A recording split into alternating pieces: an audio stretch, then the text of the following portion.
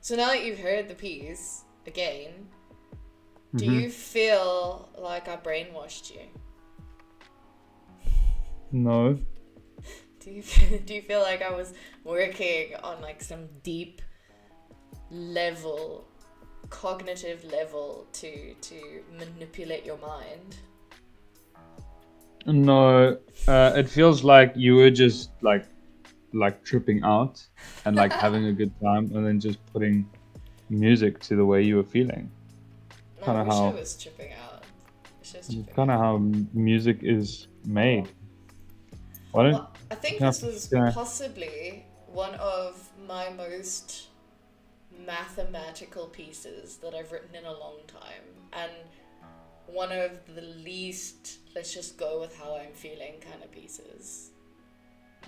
yeah, well, from the sense of being also a creator, music creator, like that's the feeling I get from this. Um, like, like, but tell me more about like what kind of mathematic things are you talking Okay, so apparently, now I'm taking this with a pinch of salt. We can manipulate our brains, our human brains, through the frequency at which our music is tuned. about? Okay. And that is what I played around with here. I had done some research into this before, and I knew a little bit about different tuning frequencies. Obviously, we learned this in our degree. We know that during the Baroque period, they tuned in Europe to 415, whereas nowadays we tune to 440. Yeah. I don't know, I mean, like, explaining what that means to people who don't know what that means. 440 is a frequency that relates to a musical note, and 440 specifically relates to the A above middle C. So if you look at a Yeah, it's the piano, speed. It's the speed at which sound travels.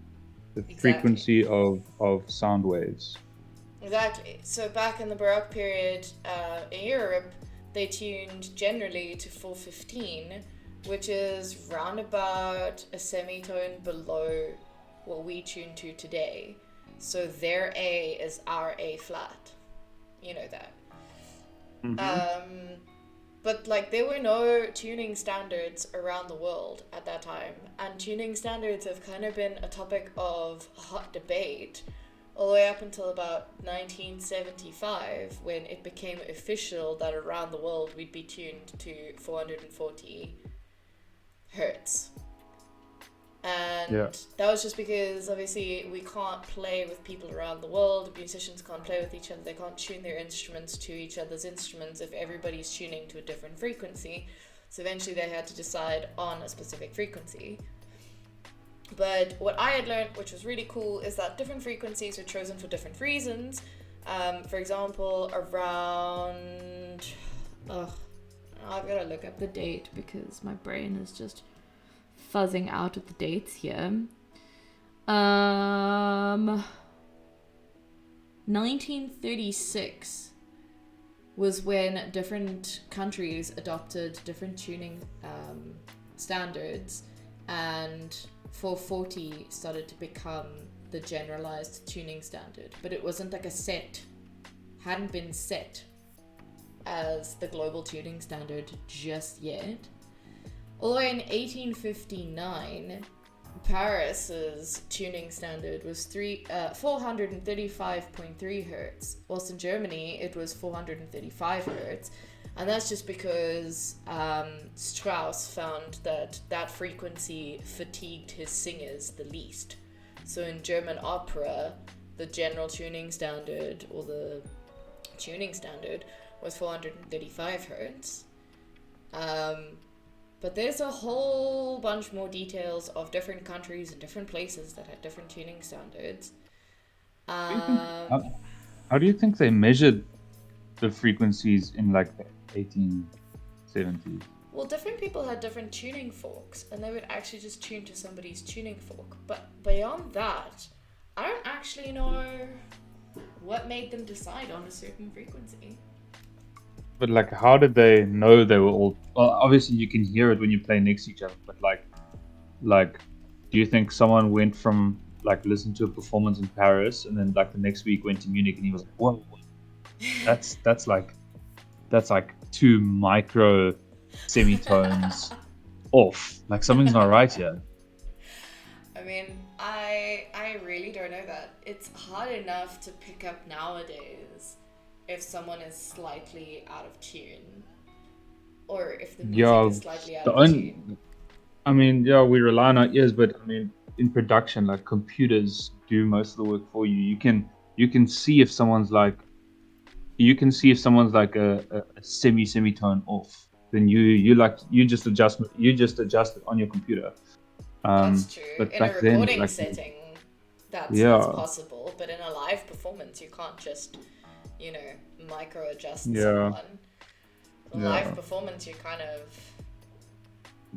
Well, it says tuning forks were not around until the beginning of the 16th century. But now this is some chat chain, so I mean, this isn't exactly the most verifiable source or reputable source to be looking at. So how did they choose their tuning How did they frequencies? tune? How did they then tune a like? How did they tune an entire piano? Like piano. I'm gonna Google it. Piano tuning in what's that? Like 19th century. Like, did someone must have done it by ear? But like, what was the? How did they do it? Okay, I've got the most reputable source right here, Wikipedia, piano tuning. Oh, yes. Wikipedia is the source of information. I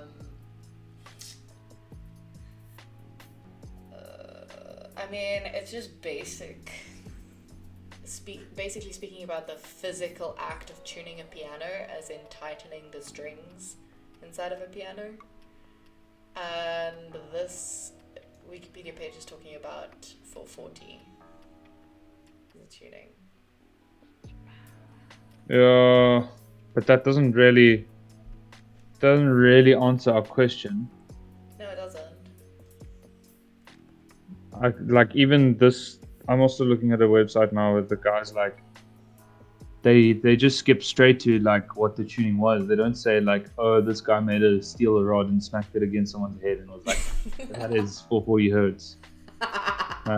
It's just going, like making steel rods, smacking people over the head, and being like, that sounds good. That sounds like an A flat. Yeah, exactly. But they talk a lot about ratios, and I know you can obviously, like, it's physics, so I'm sure that the string lengths have something to do with it. Well, definitely string length has something to do with it, and then the overtone series would have something to do with it, so that you can measure. If you take the frequency of a note and you divide it in half, you get that note an octave higher. Am I correct? Is my maths correct? Yeah. Yeah. So surely if they had a certain frequency and they just kept on dividing it, they would then start to have their octaves. But how do they then fill out the rest of their tones between that? No, so I mean, like here it says the major thirds are about 386 cents wide. So cents are like semitones. No, so cents are a different way of measuring the distance between hertz, between frequencies.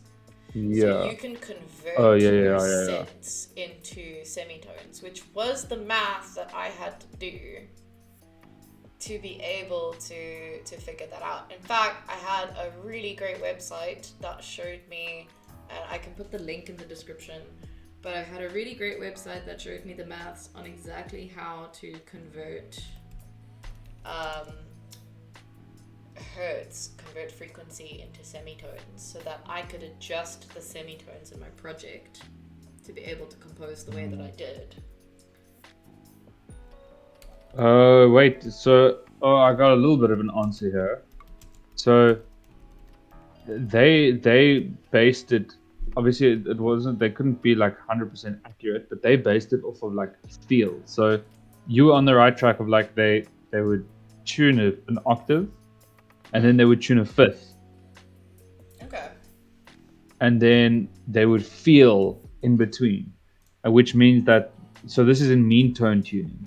So then by the time you did that for like, so you'd start on C, have C, and then you'd get a G, and then you'd be able to work out E and E flat. Then you do it on E and E, then you'd be able to get, so E, F, So wait, it's so it's 100% E, G, B, mathematical. you'll get,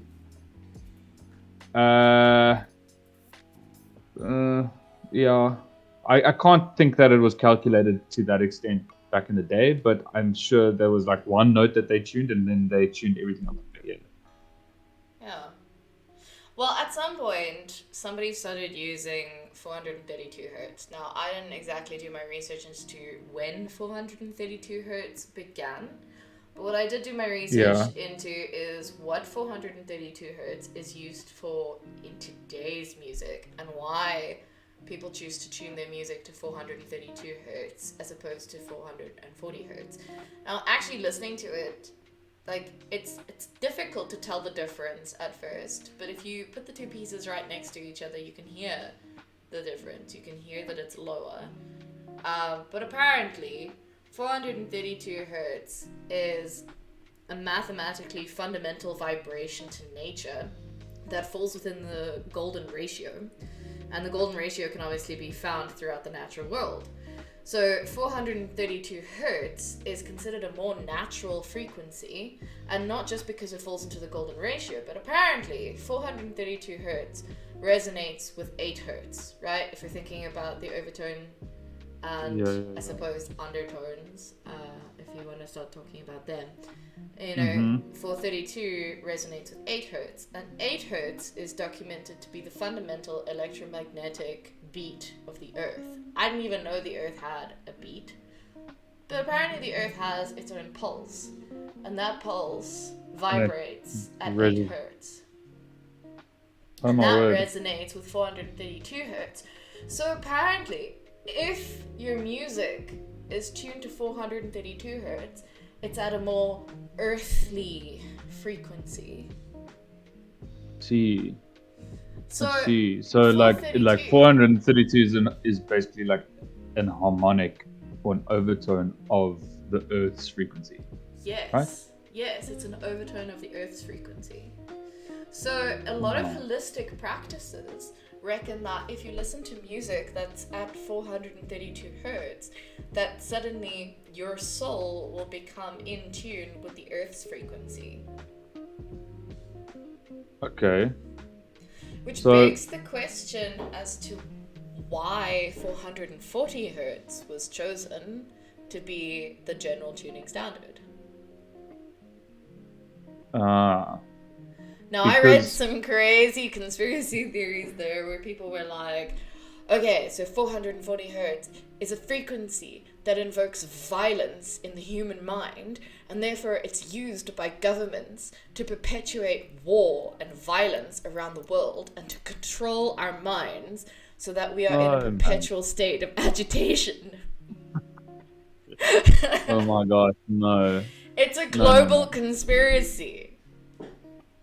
Like we use 440 hertz. Like that brains are being controlled. Yeah, it's an oddly specific like little thing to use to control people's mind. Like the frequency of like tuning of instruments. No, hear me out. Hear me out though. I think they're onto something. I think that if we can find the correct frequencies to control people's minds, then we can compose. Listen, this is a great idea for the two of us to go into, okay? We can create music that controls people's minds.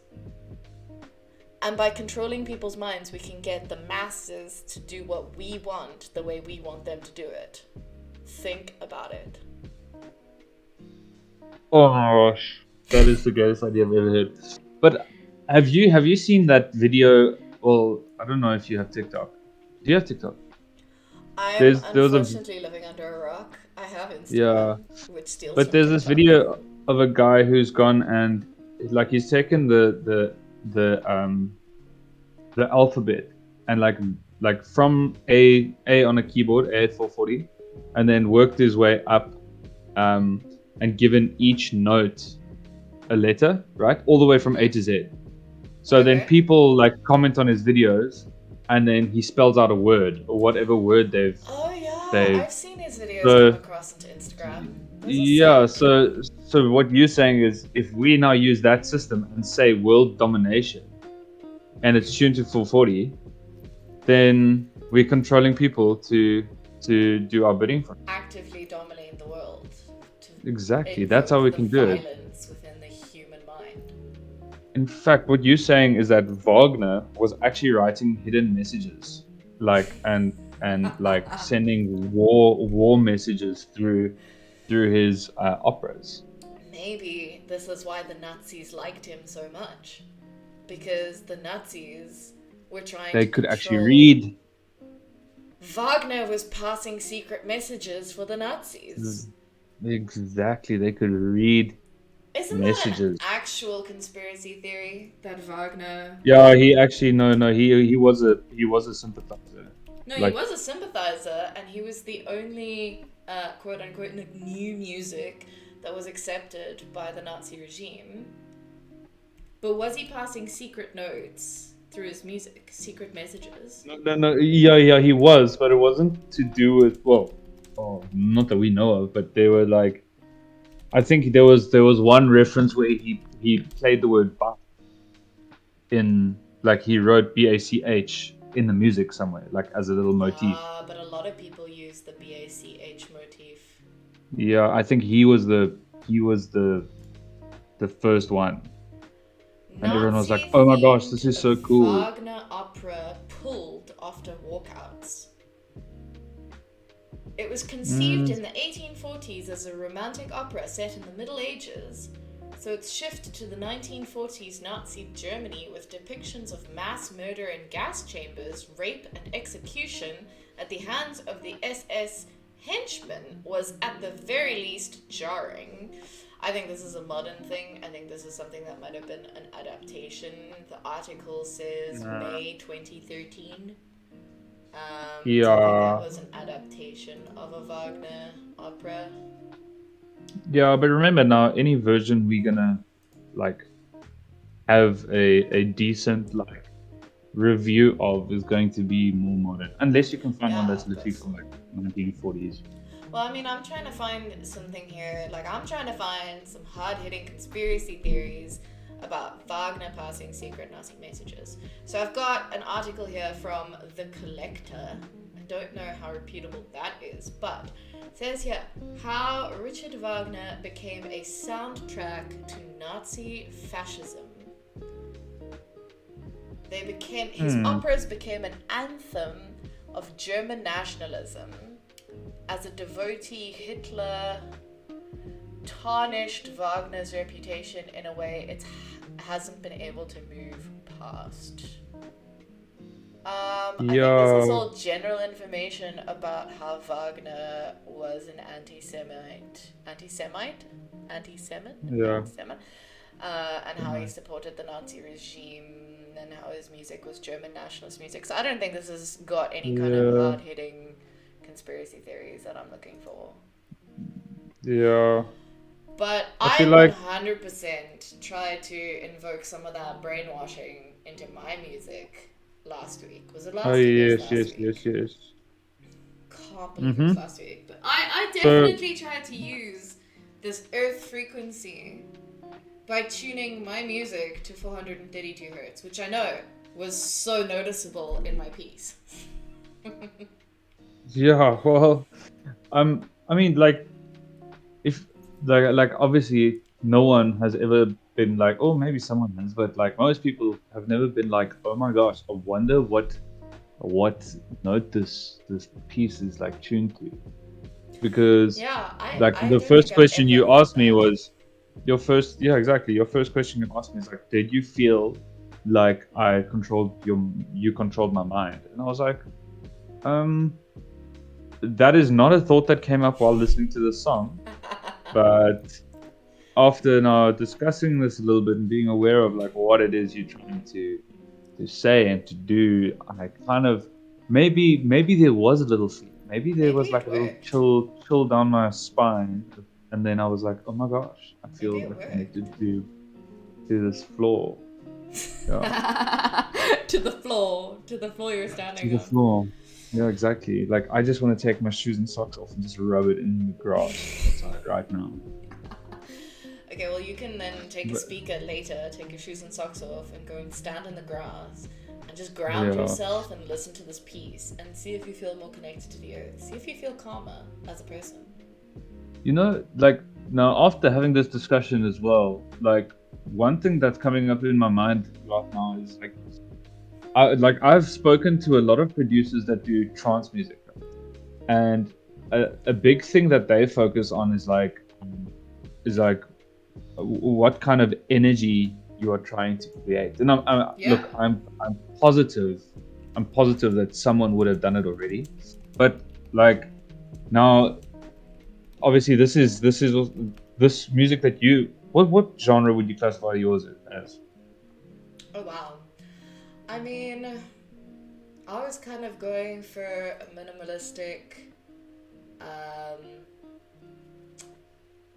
I've just lost the word. Very minimalist. I was going for something that just kind of flows, something that was just, I suppose, holistic. Can I call it holistic? Yeah, it's still not like a genre per It's not se, a but like genre, no. it's fine. But What would let's you take it from classify? What genre would you classify this as? it's almost on the verge of like something I would call almost like a soundscape, Yeah, like fair. a like experimental meditative soundscape kind of thing. Because well my immediate feeling is to meditate to something like that, you know what I'm saying. Yeah. um Well, but that's actually quite where interesting because yeah they do suggest that holistic practices such as yoga, healers, and some therapists, that they actually play music at 432 hertz because supposedly that frequency clears several chakras. Now, I know nothing about the different chakras, but many people who've experienced it and who've really gone into researching the chakras really claim that they feel a lot calmer and lighter when listening to music that's tuned down so to 432 is 0.31767 of a semitone, so it's tuned down just that little bit, but apparently that makes people feel lighter and calmer, and supposedly it promotes body and spiritual healing. okay.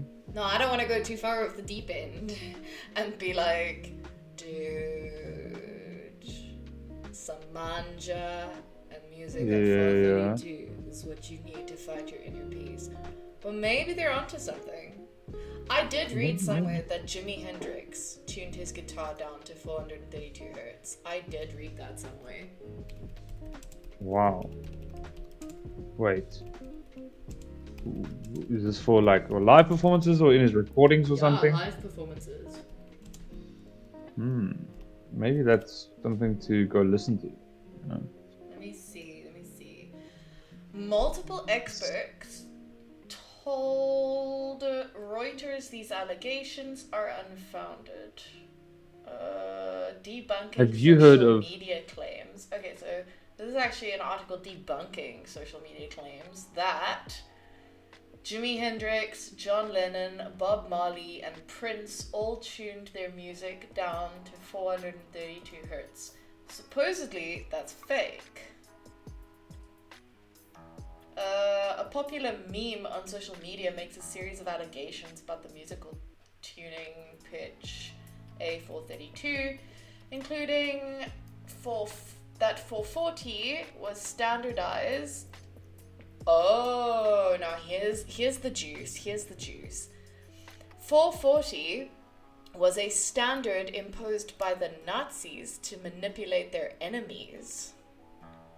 That's a Wait. conspiracy theory that's coming out here. So we're back to Nazis. What? Oh my gosh. It all makes sense now. Well, I mean, if 440 was suggested in 1936, that would make sense. Since 1953, all music has been tuned to 440 hertz. This frequency has no scientific relationship, and they say that in capital letters, with our universe, and actually causes the brain to become agitated. The Nazis in World War II used this frequency against their enemies to make them feel and think in a certain way. That is a quote from, I don't know who the hell that quote is from. But now we're getting into juicy stuff. That is wild. So Nazis were like, oh my gosh, you know what's the best way to get an edge over our opponents is play them classical music. That's it. Just before battle, play them. No wonder studying to classical music never made me feel better or never made me feel more concentrated. Yeah, that's why everyone's so depressed. I was listening to modern recordings of classical music tuned to 440 hertz, and therefore I was becoming more agitated. This is why I didn't do well in maths. The answer is right there. This is why I hate theory so much, because we kept listening to 440 hertz. Oh my gosh. Everything makes sense now. We should everything makes sense. Yeah, we should strike. We should retune everything. I'm gonna make a program that just automatically tunes everything down like 8 cents, and then like world peace will just come from it. You know, it'll just cause world peace. You're going to bring about world peace. Yeah. Well, I mean, none of this research is actually found, or none of these claims are actually founded in any scientific research. Not surprised. A lot of people. Okay, so Prince Charles Alexander, or Professor of Music Production and Engineering at Berklee College of Music, has said that most listeners' sensibilities are not finely tuned enough to discern the difference between A432 or A440. So technically he's saying that it makes no difference whatsoever. I'm with him on that, because if you think about it, what's that? An 8 cents difference, right? 7.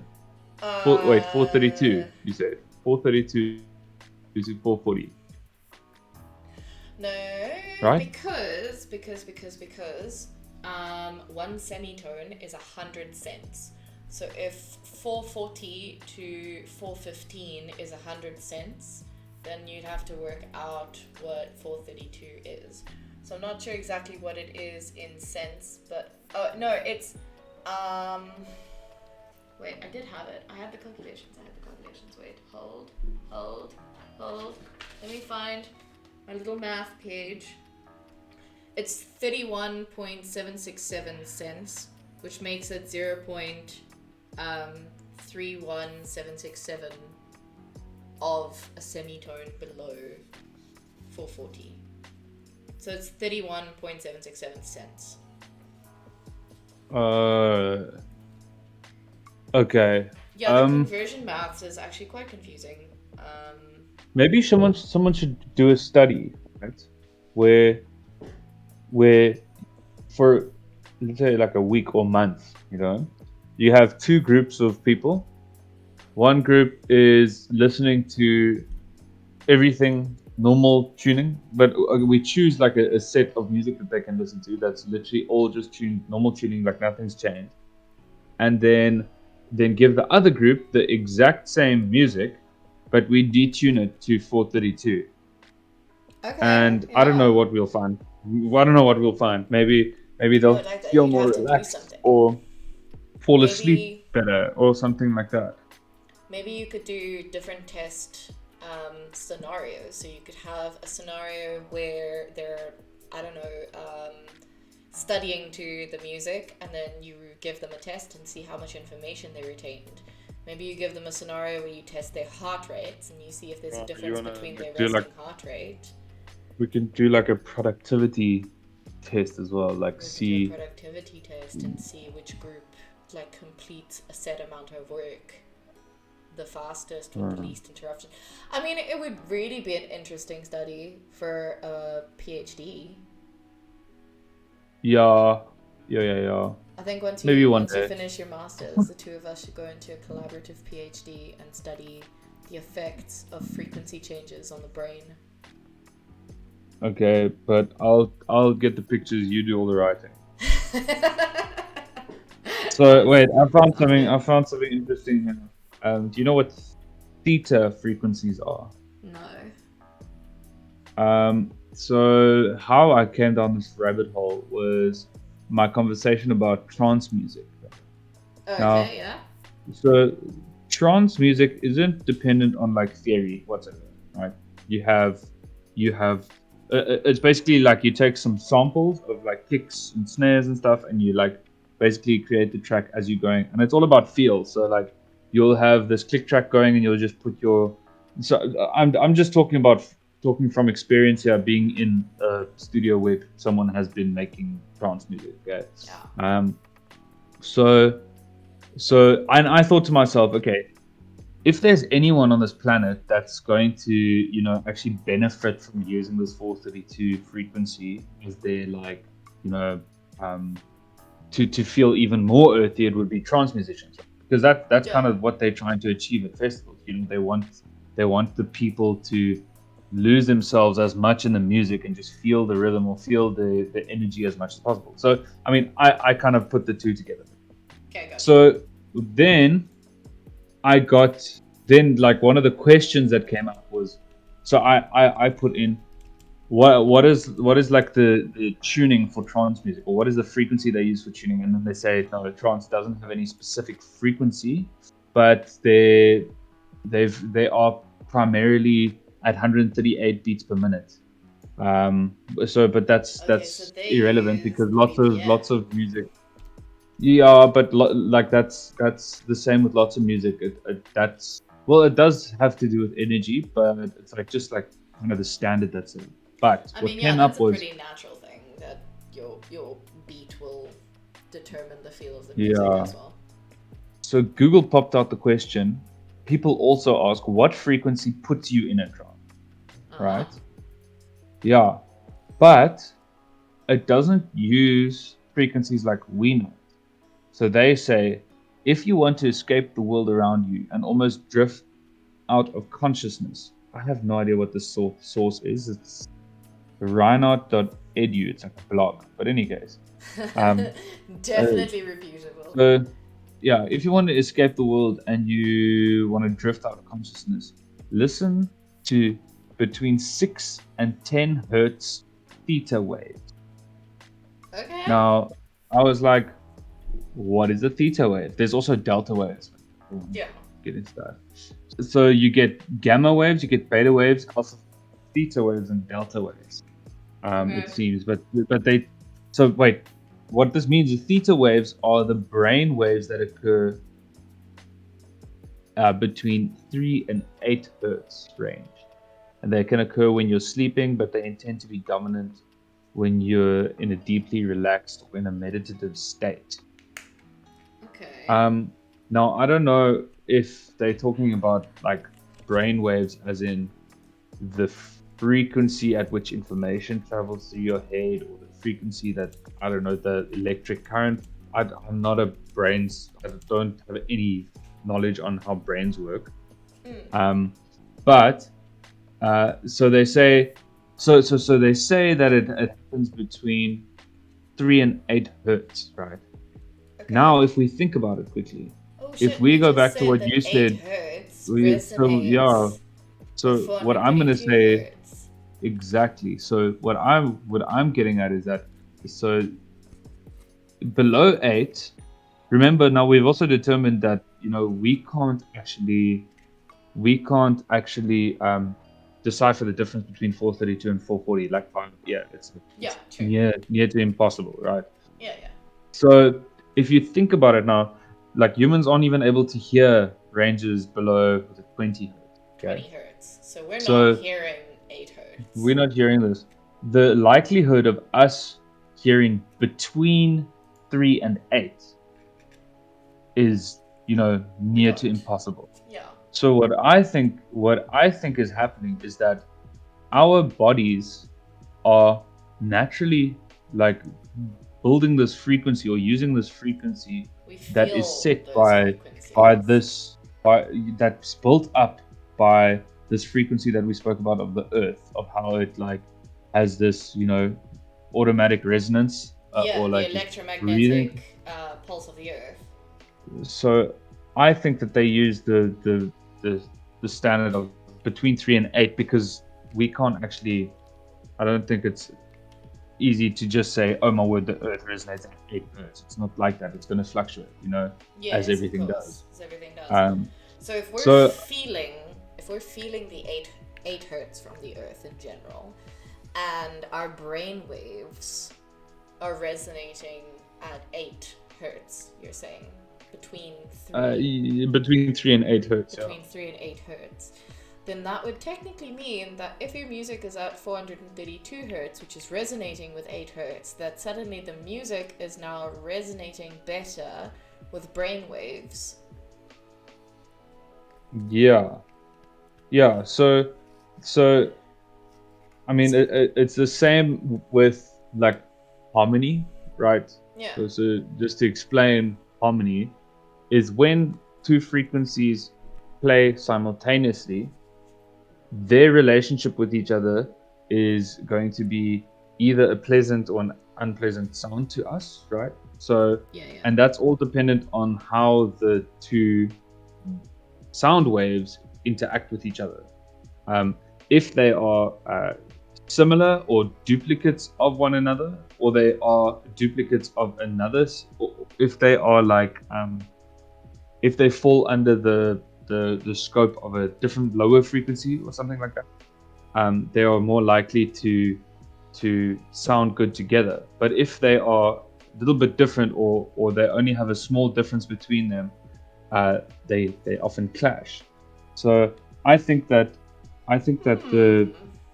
the underlying 8 hertz or that range around there, and it's not accurate to exactly 8 hertz. I think the underlying hertz range at the bottom determines your connectivity to whatever music you are listening to. So then, and that you could that explain if our brainwaves are resonating at roughly, let's say, 8 hertz, if we're listening to music that is at 440 hertz, then that is in a way clashing with our brainwaves and therefore could actually cause agitation. Yeah, so if you're thinking of the harmony description you just gave, then maybe our brains and the music that we're listening to are in dissonance with one another. Look, it could be, but the thing that complicates it is just that I don't think so as they describe it, it ranges between 3 to 8 hertz, right? Yeah. And I think there's a reason they can't say accurately. But to that extent as well, if they say there's a reason that we can't accurately depict exactly what frequency the theta waves are going at, like to discern the difference between 432 and 440, and to then determine which one actually resonates better with the fluctuating theta waves, like you're just going down a spiral. I think true. that there's nothing concrete that you can actually go and state 100%. Yeah. Certainty, I think that this is what's happening. Maybe there are like moments. Maybe when you get like goosebumps from a performance, maybe that's because of this of your connection, your body's connection to the sounds that are coming out, and the overall everything's frequency just blending together nicely. Maybe that's true. And everybody's going to experience it differently, because then we would have to say that everyone's brainwaves are at the exact same frequency at the exact same time of listening to the exact same piece of music. And I mean, that's just impossible. Yeah, and think about this as well. That agitation you speak of, like that agitation in itself is also an experience. Some people like crave it. I mean, that's why heavy metal concerts exist because people want that tension, the Well, I don't dissonance, know how you feel when you're the listening to heavy metal, but I feel pretty relaxed when I listen to heavy metal. I'm not feeling agitated at all. uh, when last were you at a heavy metal concert? Like, I haven't been to a heavy metal concert, but I blast Uh, some Metallica in my ears, and I can sleep yeah, like a baby. it's heavy metal that's auto-tuned and heavy metal that's live is two very different experiences. This Actually, is like also maybe true. it's not their tuning, it's just like the distortion is adding harmonics, like unwanted harmonics as well. So Yeah, like and the there's just a lot of control of the sound happening and a lot of mixing. like Yeah, yeah, yeah, so but people want that. Some people love that. Like that's what they enjoy. Other people are like purists and they just want equal temperament, tuned yeah. violin concertos. And you know, I can respect that too because that's what they like. I can feel Um, that. but Yeah, we're all different people. We're all different opinions, different feelings, different stuff. So, yeah, I suppose making these broad, bold statements is never ever gonna stick. Um, however, okay, it is interesting to look at, and it is interesting to think about that kind of concept. It was definitely something that I experimented with in this piece of music. yeah, we are like picking apart the most intricate of intricacies. You know what could be like the next step and like a project for the future with this Yeah. is like taking it to like the next step of like let's just use the word earthiness. Mm. Um, Finding a way that your environment or let's say the earth in quotes unquote the earth, um, how that can make the decisions for what you do in the next piece. So you use a completely earthy tone, and then you include those sub frequencies that we can't hear, and like have like some sub bass playing it. I don't know, and then find some way that gravity or or the resonance of the Gravity. earth Okay. can Yeah. make decisions for how you approach the music. Wow. I mean, I wouldn't even know where to begin doing something like that or how to measure something like that. Um, but yeah, let's think about that for a future piece of music and see if we can really break our brains by trying to heal our brains. Yeah, we're already trying to save the world with by using 432 rather You're than the one 440. trying to save So the world. I'm the one who is suggesting we brainwash the world and take control. do you We're think on very do different you think the sides. further you go away from 432, the worse it gets? I don't know. Maybe you should tune it to like 445, and then it just like things just explode all around you. Everything just 460. catches fire. Isn't there Yeah, supposedly a frequency that can make someone's brain explode? I think that's where we end this. I think that's where we end this conversation. So I've delved into madness. You're thinking of ways to save the earth, and this was a fantastic conversation to have with you. Thank you so much for Mhm. taking some time and chatting to me about these fundamental questions on how to brainwash people with our music. Crazy, crazy. Anyway, yeah, this was fun. Nice. Yeah, this is great. So, out, peace out, leaving. I don't know how to close something like this without sounding like I'm choking on my tongue. I think you should just press the disconnect button and just like vanish. Should I?